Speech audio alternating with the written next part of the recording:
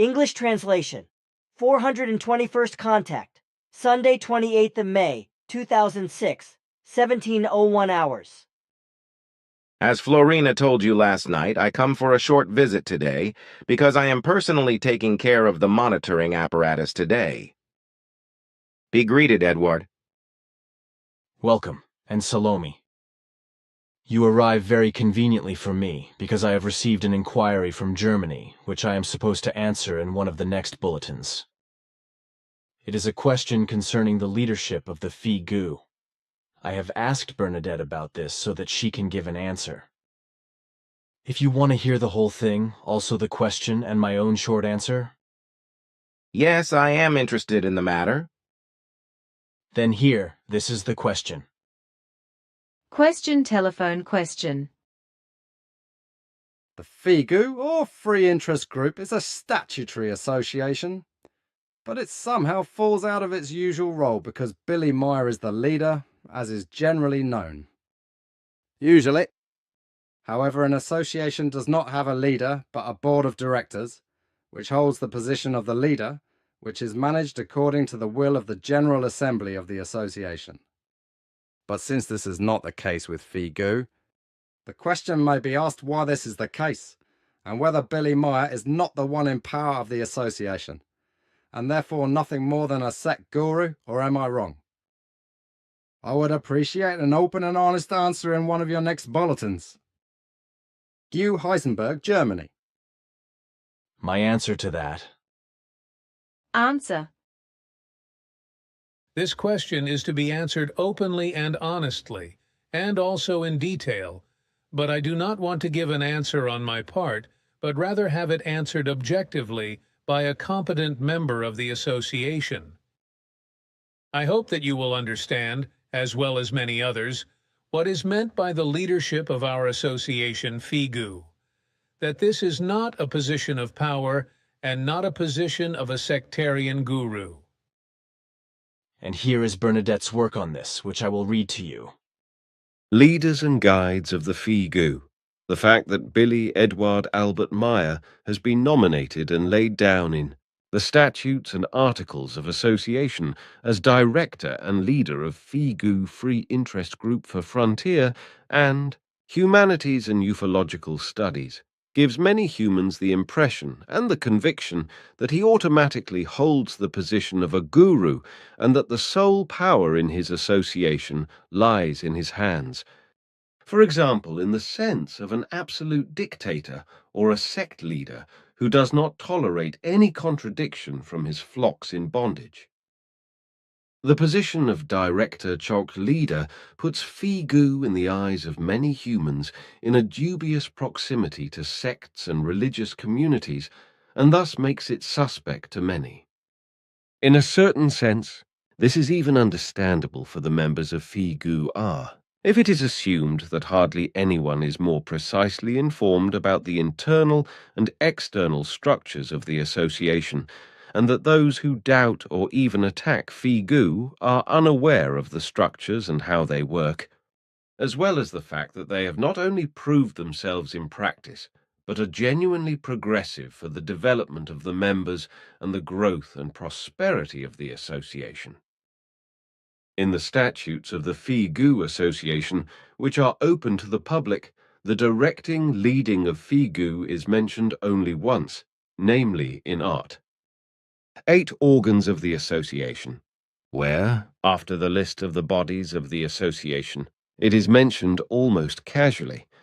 The direction with a leading and advisory function of the FIGU Association after Billy's death is taken over by the whole core group under the direction of the association's board of directors.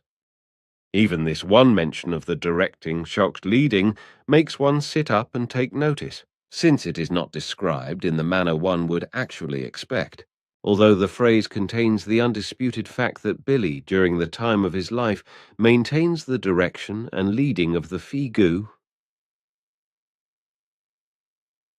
It does not refer to a single heir to his position, nor does it define or circumscribe his power, but it clearly states that after his death, Responsibility passes to the 49-member core group and its 9-member board of directors, who will continue to share the directing and leadership of the association.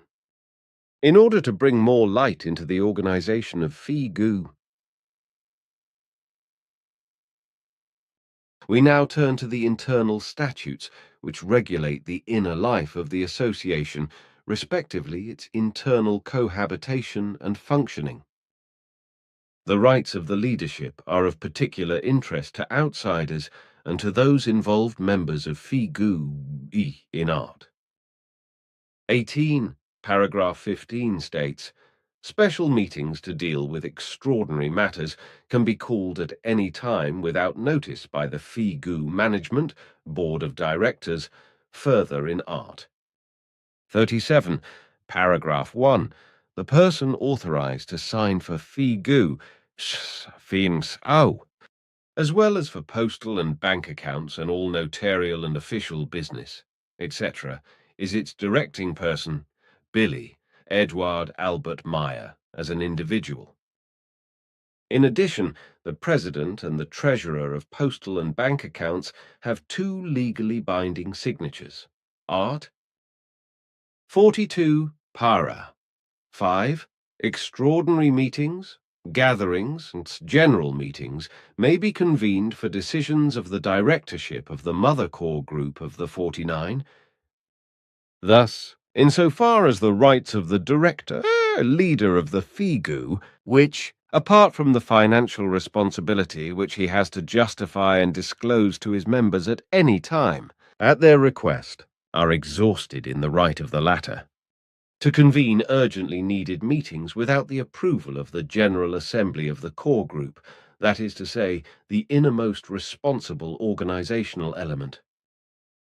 Articles 46 and 47 clearly and unambiguously define the position and the power of the director, leader of the FIGU art. 46 para 2.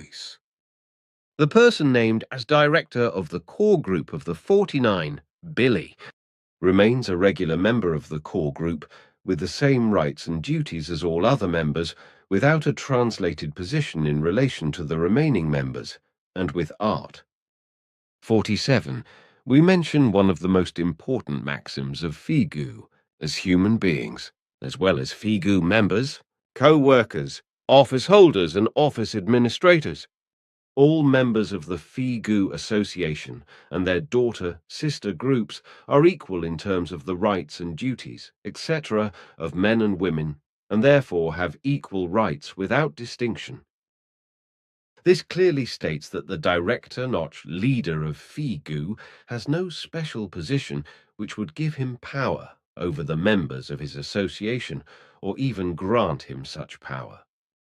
In contrast to most other forms of organization known on our Earth, FIGU, in its innermost core, is regulated so that resolutions and decisions can only come about and be ratified if all members agree with the resolutions and decisions taken, that is to say, if there is unanimity within the innermost structure.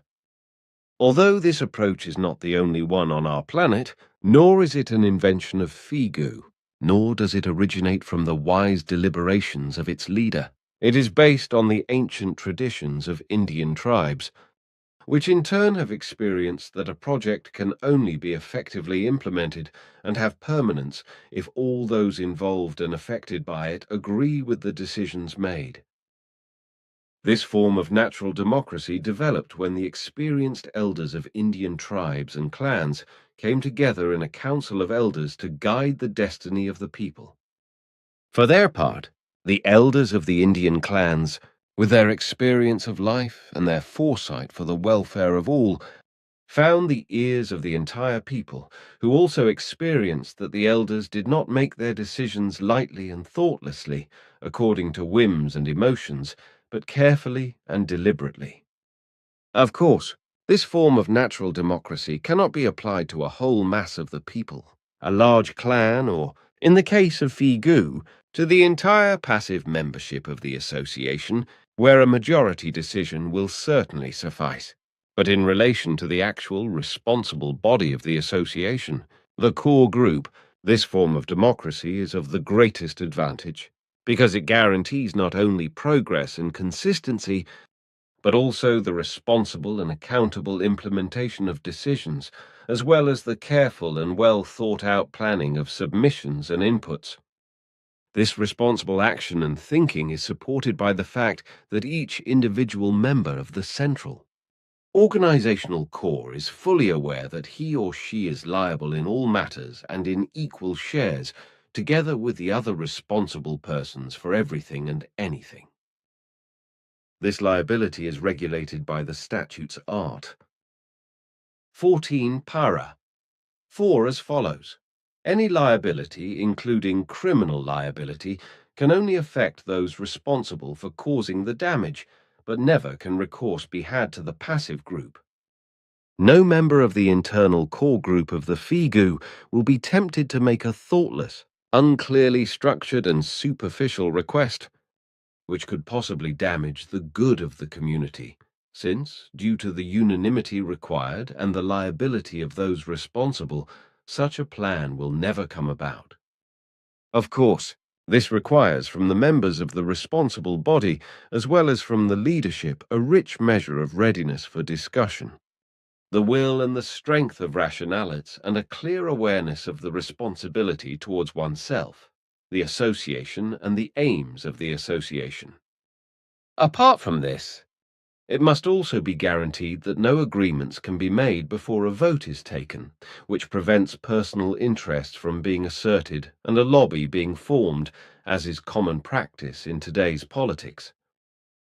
This possibility must not only be prevented by organizational means, but must also be accepted and respected by each individual member.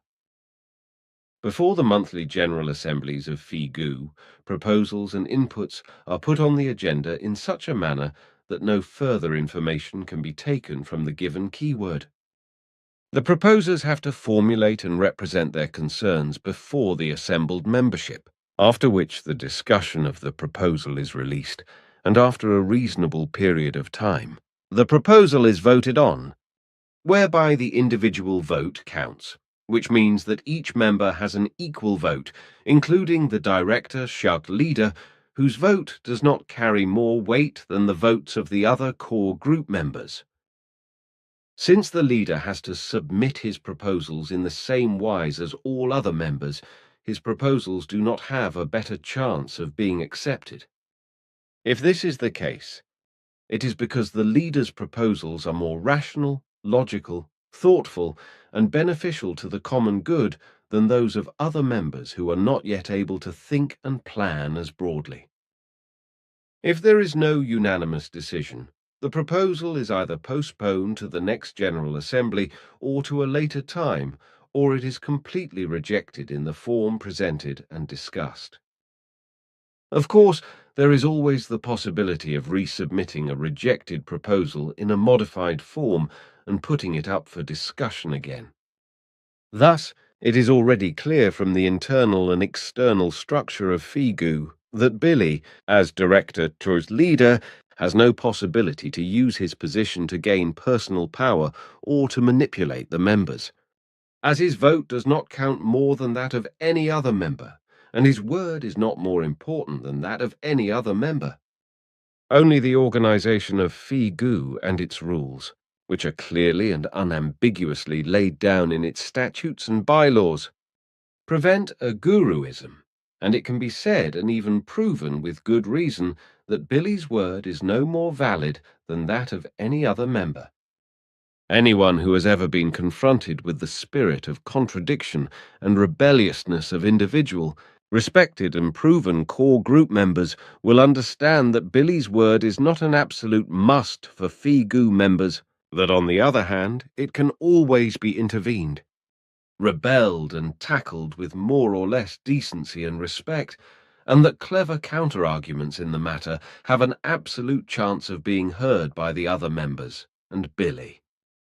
FIGU is an extremely lively and flexible association, which, in the more than 30 years of its existence, has not only grown homogeneously and developed steadily, but has also contributed much to the personal development and growth of its members. If we turn our attention to the history of Figu, it quickly becomes clear why the position of a director, leader, was and is necessary, and what this position demands of its holder. In the mid-1970s of the last century, the press reported that a man lived in the Zurich Oberland who was allegedly visited by extraterrestrials and who was in active contact with them. This report, which was distributed by various press organs, soon brought together a small group of interested ones who wanted to know more about the matter for various reasons. Some of these interested ones became friends with the contact person and began to support him, still without having any real idea where the whole thing would one day lead to and what the real purpose of these contacts was, while innumerable came and went without leaving a trace. Soon there was talk about spiritual teaching and of a mission to be fulfilled, but none of those involved at that time could really get an idea of it, let alone of what had to be considered and fulfilled in order to get this mission going. From those of the first interested ones, a few strong characters remained, to which others joined over the years, who often expressed their personal potential primarily by rebelling against everything and everyone and fighting themselves as well as everyone else and trying to bring all and everything down.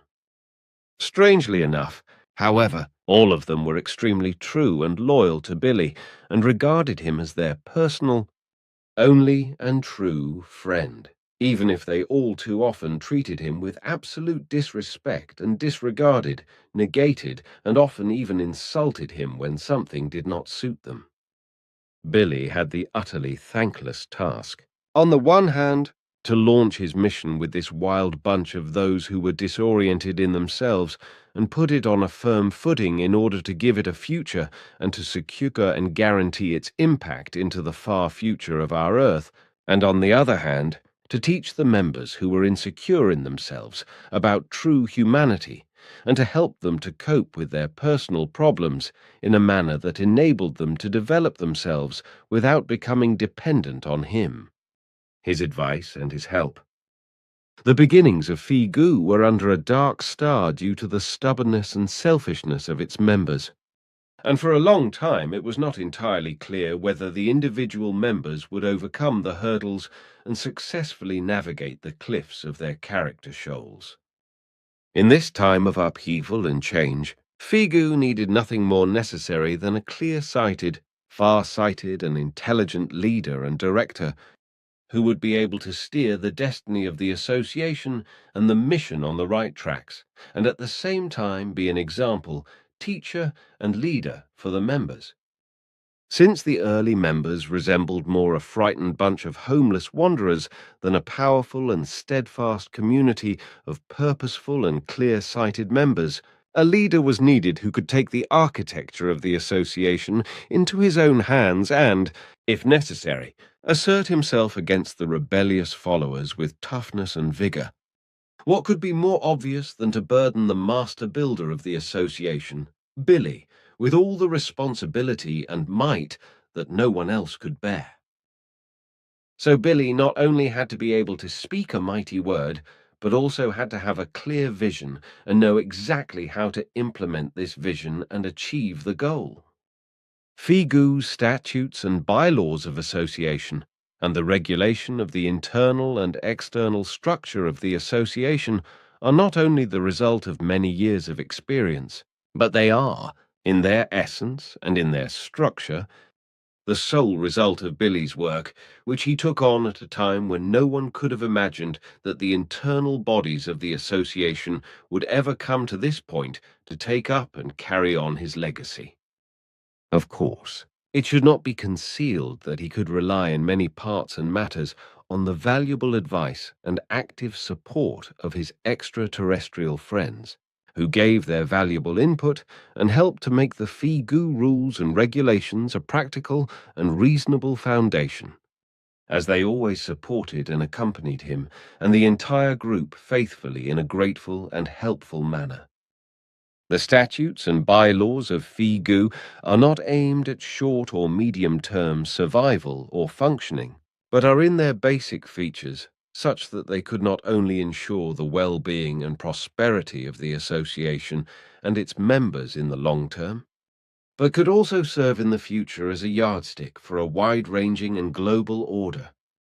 Billy's set of rules is unique in its maxim that the organs of the association must serve the purposes of the association and implement these purposes, as well as to enforce the decisions of the General Assemblies internally and externally for the benefit of the entire community. The internal organs of the association have no power whatsoever, nor does Billy himself, but their task is limited exclusively to implementing and enforcing the decisions of the entire group. It is clear, therefore, that Billy, from the earliest years of the emerging FIGU association, deliberately and with full intention, rigorously curtailed his own rights because the well-being and prosperity of the association and the realization of its mission were more important to him than his personal ambitions for power and material security, if such ambitions ever existed, which can be completely excluded. Considering his achievements in relation to the architecture of the association, its structure and the nature of its direction and leadership, which will be discussed below. Every single member of the internal structure of the association has always needed and continues to need Billy's advice and help, and has taken and takes advantage of it, trusting that he or she will be listened to and advised correctly, wisely, and according to his or her needs. Billy's manner and ability to respond to each individual and to advise them according to their needs and in accordance with their mentality and character has created a basis of trust, which is decisive as a foundation for the mission and personal development of each member. In order for him as a leader and guide to be able to achieve this at all, without exploiting the trust of his members and using it to satisfy his own power needs, he had and has to learn and master the high art of powerless leadership and authority. The powerless leadership and authority demands that he puts his knowledge, logic, foresight, ability and wisdom completely and unreservedly at the service of his mission and the members, without manipulating, inducing or in any wise pressuring or coercing anyone, and yet enforcing that the group decisions and resolutions, the duties and tasks are correctly fulfilled and implemented by all. His authority is based on his human and doctrinal competence and the prestige he has acquired through this with the members of his association, and it includes his skill in dealing with human beings, his wisdom and his honor, which prevents him from being unjust, selfish, or power-crazed and exploitative. His style of leadership is neutral, logical, restrained, respectful, and loving towards the members, but unambiguous, clear, strict, true to the line and rules in the matter, and he is completely free from ingratiation, flattery, or seduction. His type of leadership is a practiced and lived spiritual teaching, arising from the clear and logical knowledge that every member has to go his or her own way and carry out their own development, and it contains the power to enforce the logical leadership and direction of the association in the direction to be taken, if necessary with an unmistakable, thunderous word of might which pierces even the thickest board in front of the head of the defaulters, rebels and rebellious ones, and calls them to order. The allegiance of the members of the association is an absolutely voluntary one, which is based on the experience of the individual. That his or her personality, his or her way, and his or her mentality are respected and recognized by Billy and the other members, and that they can always act and behave as they are, as an individual human being. Nevertheless, a member can terminate their membership at any time without consequences if this is in their mind and desire. Even longer periods of dispensation are possible, during which everyone can take the opportunity to turn their attention to completely different things. During these dispensation periods, a member is released from all obligations, but still has access to all internal group information and is treated as friendly and openly as everyone else. Until the overall development of the association and the individual members has progressed and is progressing, to the point where they are in a position to guide and direct the destiny of the association and the mission itself in a responsible and consistent manner, Billy is entrusted with this task, which he must perform in his function as director, leader, in the sense and for the benefit of the community, without making personal profit from it, satisfying his own striving for power or acquiring a special reputation.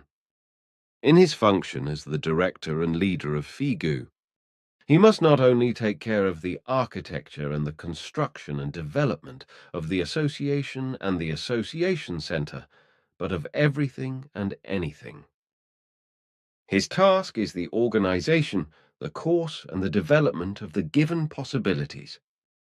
He bears the responsibility where their actual responsible persons are still too weak to fulfill their task, and he is the brainstormer and pathfinder until the innermost organs of the association are far enough along to take everything into their own hands in corpora, Latin, in body, shac substance, and to direct and lead in the sense and for the benefit of the community, which requires that he gradually, with increasing ability of the innermost organs of the association, holds back in his leadership role and slowly withdraws to gradually give up the reins.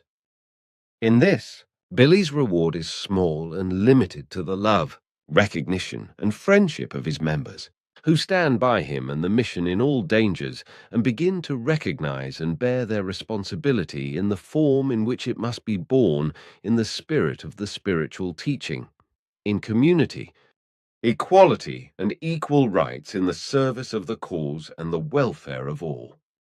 Without his example, his commitment and help, his friendship and wisdom, nothing would exist. Or, what would be even worse, everything would have degenerated into a sect, with a guru who leads his followers into dependency and bondage, exploits them and makes them incapable of living, and finally leaves them as empty shells, mentally and physically ill and confused in consciousness and disoriented, without the possibility of ever finding themselves again and leading a calm and conscious life resting in themselves, in the certainty of being master and mistress of their own thoughts, needs, and decisions.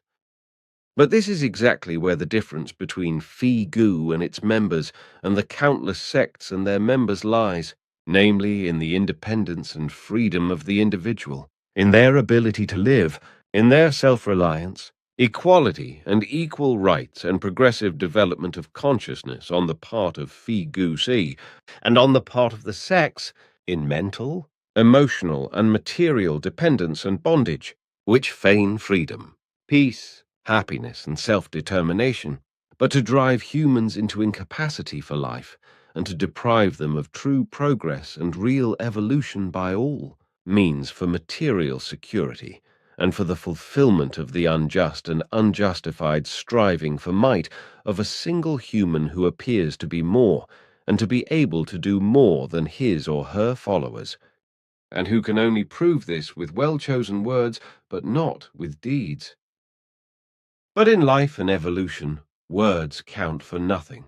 Only deeds reveal the meaning and quality of a thing, a teaching, and a human being. Bernadette Brand, Switzerland. What do you think? Bernadette's answer is very good and detailed, which is why it should be put on the internet and a mini pamphlet should be made from it. I, for my part, feel the need for this article to be integrated into Hans Georg's book as well. You are anticipating my request, my friend, because I wanted to ask you if we should do this. But one more question. Religious belief is hereditary, after all, and is established in the temporal lobe and the posterior parietal lobe as a form of schizophrenic disease. We have already spoken about this in our last conversation on the 24th of May. But what I would like to know now is this. Are football and the like extreme sports, and certain passions also inherited in the same or a similar wise? That is indeed the case.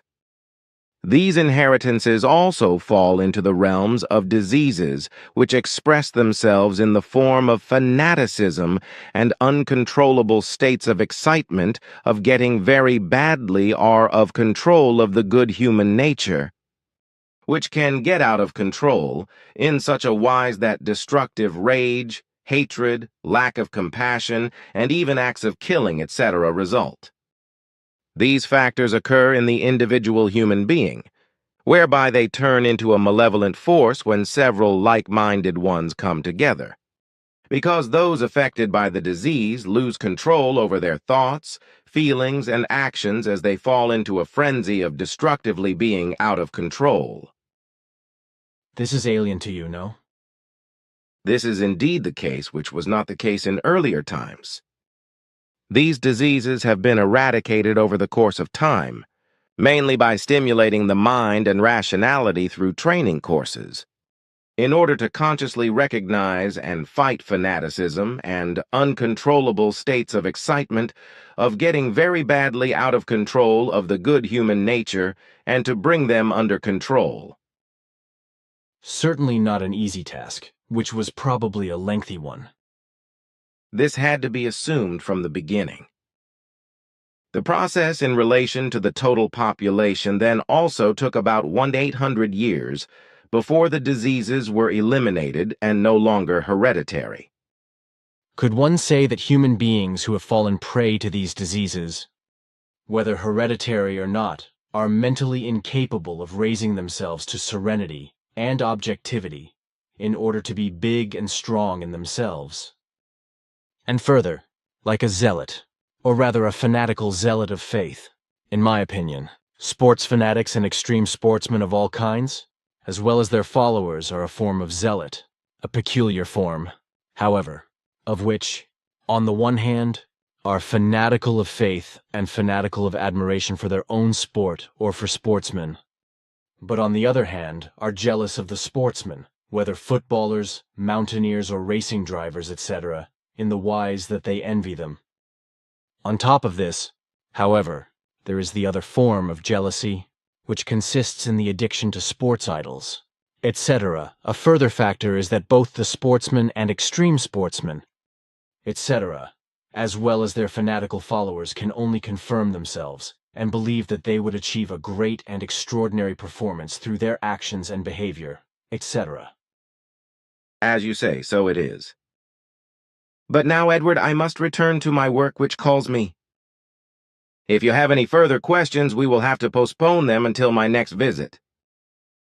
Goodbye, dear friend. Goodbye.